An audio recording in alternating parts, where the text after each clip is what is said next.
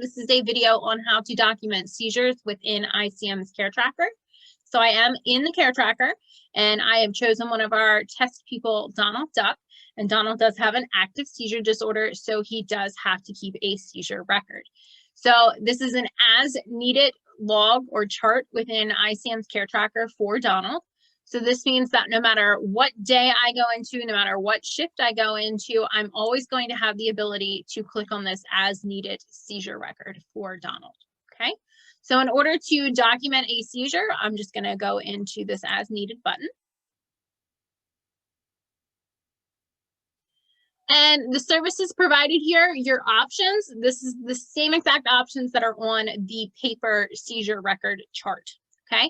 So you would check off, just like you would on the paper record, check off anything that applied to this specific seizure. So I'm just gonna check off some kind of random ones. And then you come down to the status, and you have two different statuses. So you have occurrence not noticed and occurrence noticed. If you have gone into the seizure record in order to document that a seizure took place, then you're going to check off occurrence noticed. And then I'll come back to situations where you would click occurrence not noticed.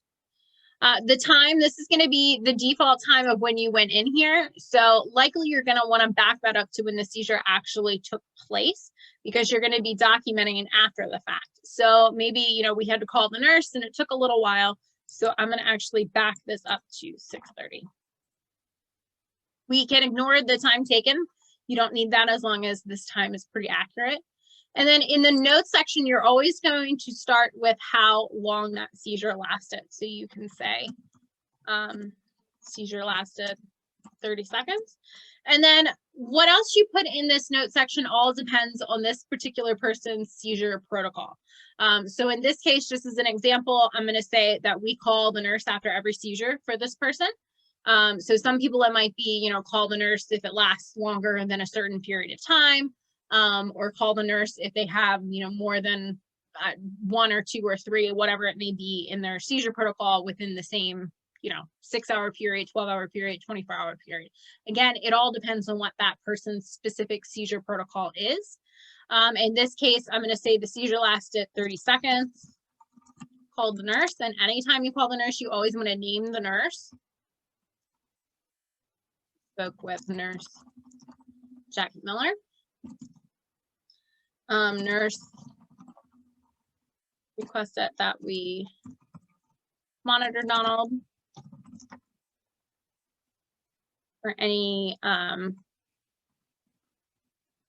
drowsiness, and call back if he has another, oops, if I can spell, has another seizure today, because maybe for Donald it's completely unusual for him to have a seizure.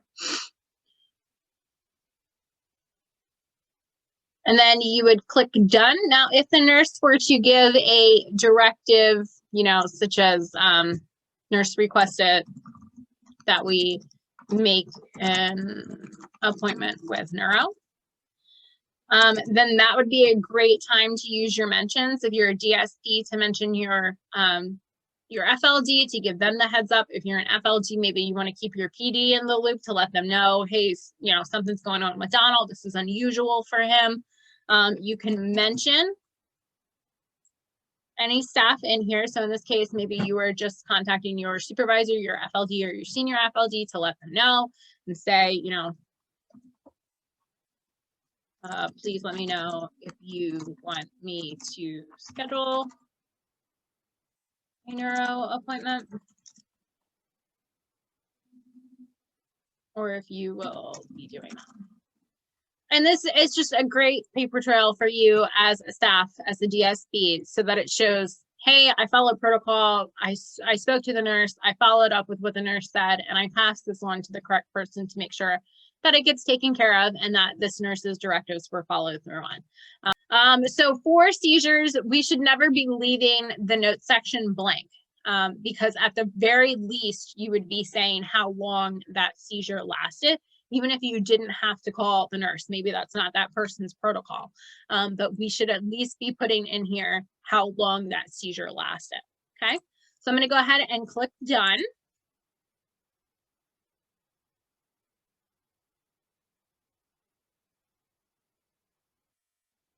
And as you can see, since it's an as needed chart or log, you can click on this as many times as you need to. So if this person had 3 seizures today, you can just click it again and add information for another seizure in here, okay? I do want to show you one more thing, and this would be mainly for our FLDs, but a DSP might get the directive to do this, and that would be to document for the month. So maybe somebody, has a seizure disorder or a history of a seizure disorder. Maybe they're taking medications for that, and it's pretty under control. So we don't have a lot of seizures to document for this person. According to the MTTP manual with that seizure record, if there are no seizures for an entire month, we still have to document something on that paper log, and that is the same thing within iCM. So if a person went an entire month without a seizure and they are required to have a seizure record on hand for us, then at the end of the month, so maybe, it's April 1st, that FLD or the DSP that gets the directive is going to go to the last day of the month. So if we were charting for the month of March, Donald didn't have any seizures for the month of March, you would go to the last day of March. And on the last day of March, we would go into this as needed log. And instead of checking off any services provided, because this person did not have seizures, so we're not going to check off any of this, you're going to click on occurrence not noticed. Okay, and you can leave the time, that's fine, unless you want to change it, it's totally up to you. And then in the notes section, you're going to write exactly what you would have normally written on a paper log. So that can be, no seizures for the month, or you could write, no seizures for the month of March.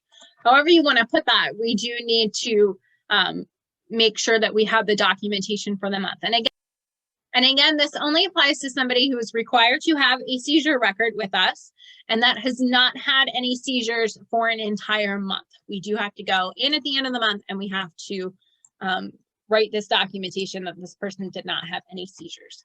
Okay, and then you just click done. All right. So now I'm going to show you how to pull up the seizure record log within iCM. In order to do that, you're going to go to your People tab, and you're going to go to their eChart, and you're going to scroll down to these green buttons, and you're going to click on Seizure Logs.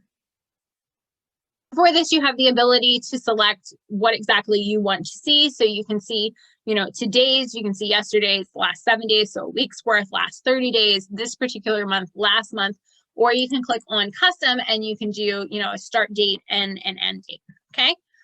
So for this one, I'll just say I want to see, the last 30 days. Pick the program, and again, this is only going to show you the programs that you have access to. As my test guy Abraham Lincoln, I have access to these.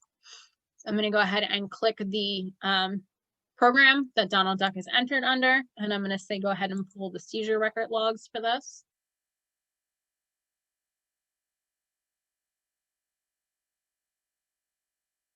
And here we have some of the information that I input for Donald. So all of this is just, test information that I input for this specific purpose. But you can see, you have what it's called, it's a seizure record. You have the services provided. Again, for services provided in the seizure record, that's what you would be checking off on that seizure record log, the paper log. So this is everything that we observed while a person was having a seizure. That's all going to be listed here. Status, we have occurrence notice. Down here, this is one of those, occurrence not notice, meaning that we documented for the month. You can see the staff person that provided it, because this one didn't have any services provided, the staff person's listed here. And then you can see all of the notes. So you have, called the nurse and spoke with Nurse Jackie. We have no seizures for the month of January. This is the one that we just input today, seizure lasted 30 seconds. So you have the ability to pull all of this information so that it's a little easier to see all at once instead of going into each day within the care tracker to pull that information. Okay. So if you need the seizure record for anybody in your home, and you do not currently have that in iCM's Care Tracker, please reach out to your supervisor immediately so that we can get that updated. And if you have any questions with filling out the seizure record within iCM, please reach out to your supervisor so that we can get that clarified for you. Okay, thank you.